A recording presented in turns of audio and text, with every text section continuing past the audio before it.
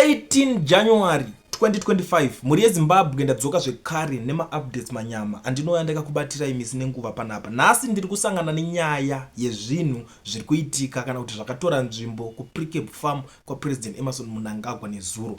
Kana uchinge watoona ndatouya kudai so uchiziva kuti unodedzera kuti pasi neZANU-PF, tanga nekulaika this video right now kuitira kuti ZANU-PF yacho iboy kani.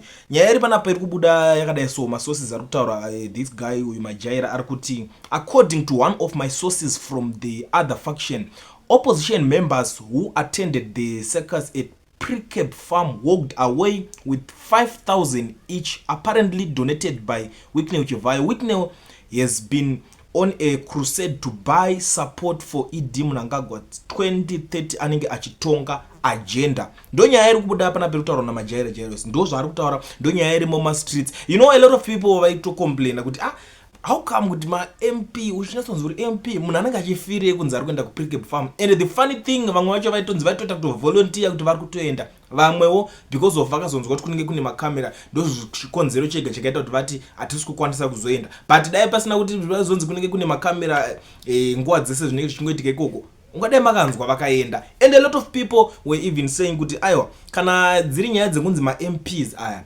kuenda kwavakanoita varida unodzidzira zvimwe zveagriculture, ko kana zviri zvekudzidzira zveagriculture vanoenderei president vacho variko? Vanodii kungoenda vanoratidzwa nestaff? Because pavanenge vachiratidzwa zvefarm havasi kuratidzwa napresident Mnangagwa, asi vanoratidzwa nestaff inoshanda kufarm ikoko, ndoii ichivaratidza kana vachida kutora inspiration even kana mamwe mafarmers.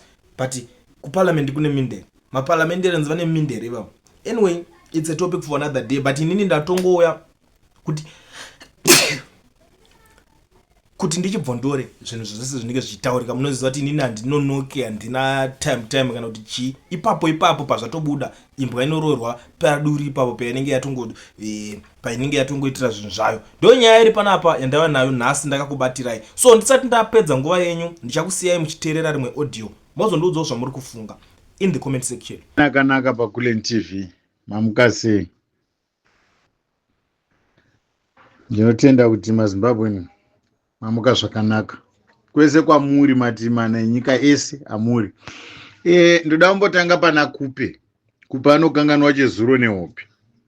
Kupe wakaraswa, Kupe neZANU-PF pachitorwa Douglas Monzora, iwe ukaraswa ukadzoka Kupe navachamisa uchiti vachamisa. Ndatendeuka ndasiya zvose ndakukuteerai.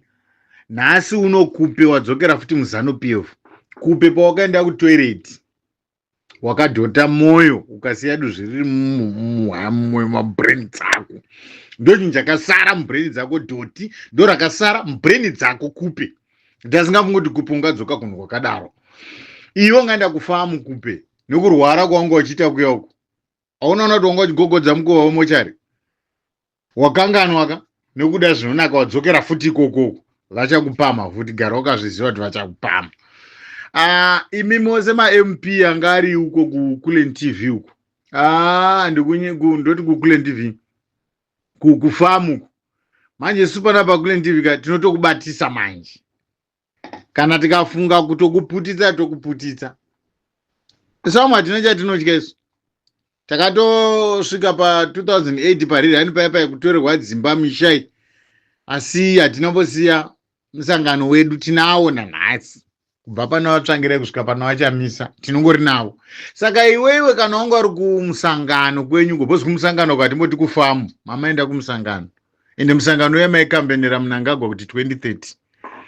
Hatimboti kutaura tichivanda, maikambena zvokuti 2030 Mnangagwa unenge aripo. Izvo ndezvekumba kwenyu. Imi ma-MP makaradzikwa nemazamo mukanwa imi, mazvinzwa zviya zvokuvata makaradzikwa nezamo kudai so kuti muvate. Isu hatina kuradzikwa nezamo mukanwa, brain dzedu dzichiri kushanda. Amoni vachiwenga vasina kuinda uko, zvematakanana zvamunoita izvo. Handifungi kuti parliament yakavakwa, ndofunga kwayakavakirwa kwekuri wrong, yaifanira kuvakirwa kufamu uko, ndokuti ndokune parliament izvo. Shongatosiya zvimwe zvinhu zvakakosha kumirira vana veZimbabwe uchiita zvokuinda kufamu kundoona beans. Makaora vanhu. Tosangana pamavhoti anotevera apo tichaona minana ipapo, ende tineiona zveshuwa. Kana iriyo nyika ichemiwa nababa vatsvangirai chaiyo chaiyo, tiri tesi tichaiona.